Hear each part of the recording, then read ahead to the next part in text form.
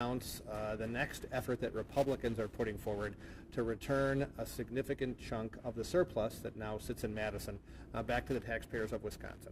We know that when Governor Evers vetoed the income tax cuts in the budget, he said he felt that they were too directed at the upper income because we had a tax decrease that did it for everybody across the state.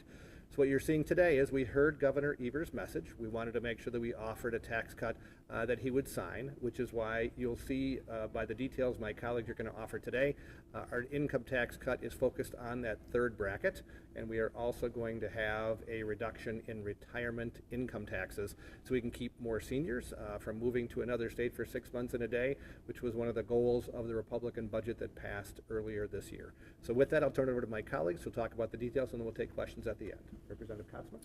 Hi, good morning, everyone. I'm Terry Kotzma from Oostburg. It's an honor for me to serve on the Joint Finance Committee.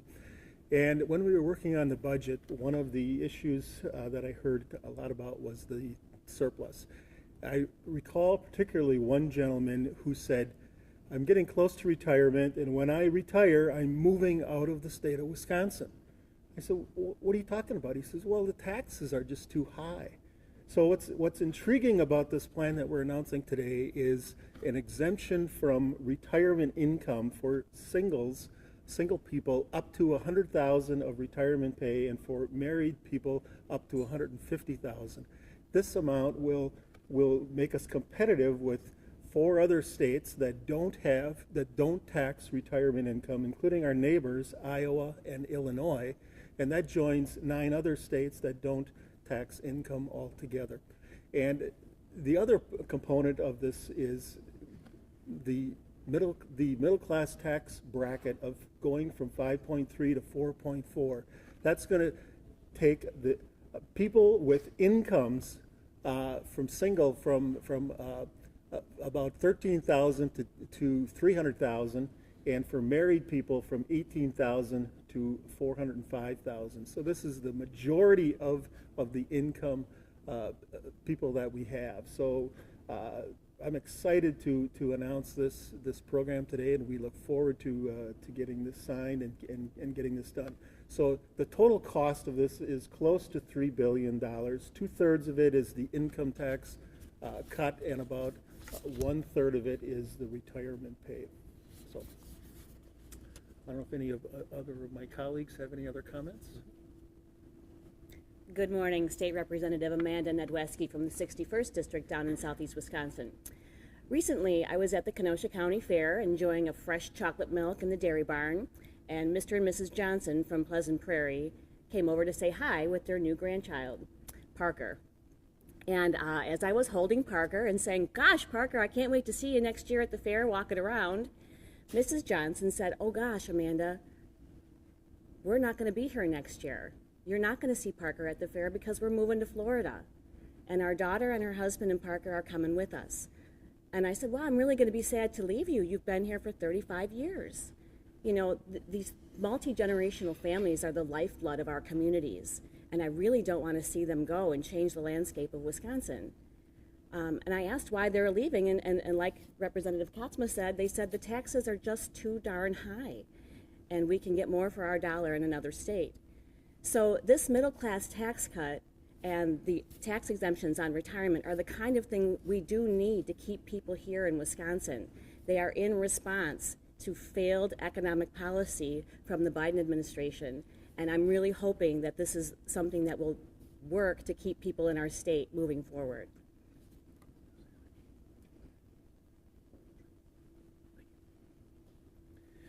Good morning. Nick Redinger, represent southeastern Wisconsin out of the Mukwonago area, the 83rd Assembly District. From my perspective, I've heard a lot from not only like chamber members who are a lot of folks who are looking to retire on that end of the spectrum, but also being a younger individual myself, I also hear a lot of this from folks who are at the young professional groups that I'm a part of, where whether you're on the tail end of the spectrum and you're looking to retire, or you're just getting started and looking to settle down, put down roots, a lot of folks are looking to leave the state to go to places like Florida or to Tennessee, to Arizona, and we need to look at how we are making ourselves more competitive and ensuring that people are laying down their roots here and they're staying for a long time, and we are building those multi-generational families, as was earlier discussed. Because right now, the way the policies are set up, government is effectively driving people to other states, and we need to make sure that Wisconsin is a great place to live, to raise a family, and to continue to build multiple generations of families, so that the folks that I'm talking to are continuing to lay down roots, grow businesses, hire people, expand, and then when they retire, pass it along to the next generation as well. Thank you. So again, reiterating where Assembly Republicans and Legislative Republicans are today, we are offering a tax cut of $3 billion, 2/3 of which would be based on a middle income tax cut, 1/3 of which would be based on reducing the first $100,000 for single, $150,000 per couple from income tax for retirement income. That will be about 98% of the people in the state of Wisconsin who pay income taxes on their retirement will now have it exempt. We know that there is no way that we can compete with the winter weather in the southern states where a lot of people choose to go for a few months in the wintertime. But I would say our goal is to keep people in Wisconsin 6 months in a day, or hopefully longer, so that we have them contributing to our economy, making sure they stay near their kids, and most importantly, we continue to have them as part of our society and as part of our state. So we're excited to announce this and hope that we will be able to bring it up. It's going to be a committee hearing this week, with the goal of having it on the floor to be enacted right after Labor Day to get it to Governor Evers' desk so that we have a chance to have this in place right away when people file their taxes early next year. So with that, happy to take a few questions on this topic. The governor started for tax cuts to violate federal requirements on the Investment Act and people above what's allowed by federal law after they forfeit some of the billions in federal debt in Wisconsin. It's actually not true. If you look at what other states around the country have done, they have done something similar to us. The income tax cuts that we offered in the budget, that was never raised as an objection. It just seems like some people don't want to cut taxes no matter how hard we want to try to listen to what their concerns were. So my hope is that once Governor Evers learns what our plan is, instead of just kind of having a quick reaction, he'll see that it's focused on the middle class, it's focused on long-term investments and keeping our retirees here, and it'll be one he can eventually sign.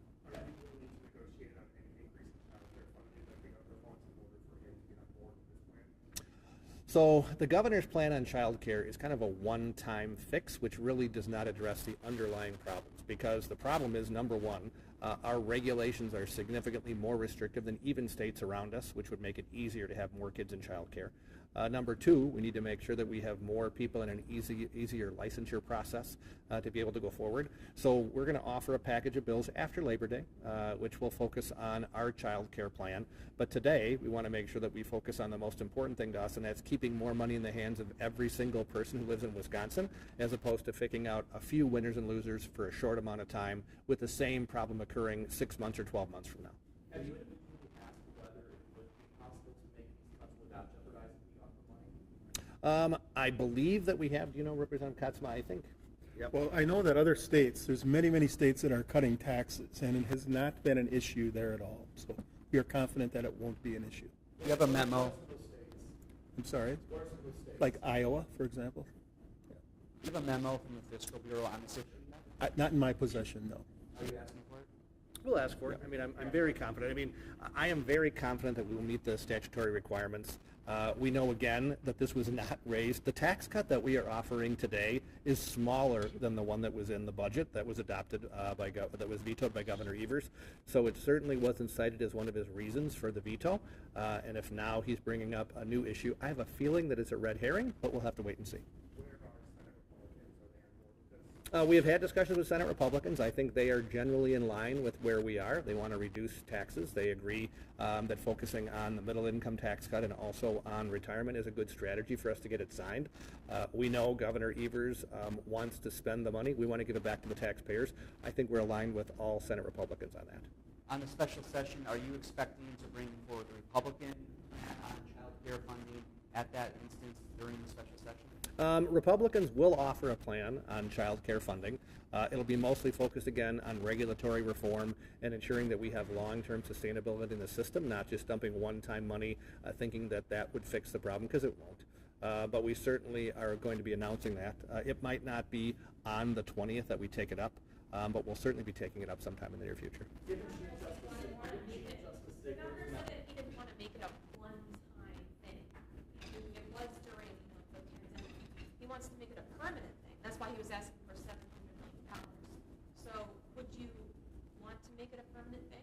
No. So, look, every single industry has struggled because of the bad policies of the Biden administration, where we have seen massive inflation. Look at the cost of food. Look at the cost of housing. It's kind of preposterous that we would say we're going to take taxpayer dollars from everybody to subsidize one specific industry like childcare. We are not going to increase wages for childcare workers by having everybody else pay more. We're going to try to increase the supply, make sure that our government's standing not in the way with regulatory issues, but that would be no different than us saying we're going to pay every single person that works in a grocery store another $5 an hour, hoping it's going to reduce the price of meat.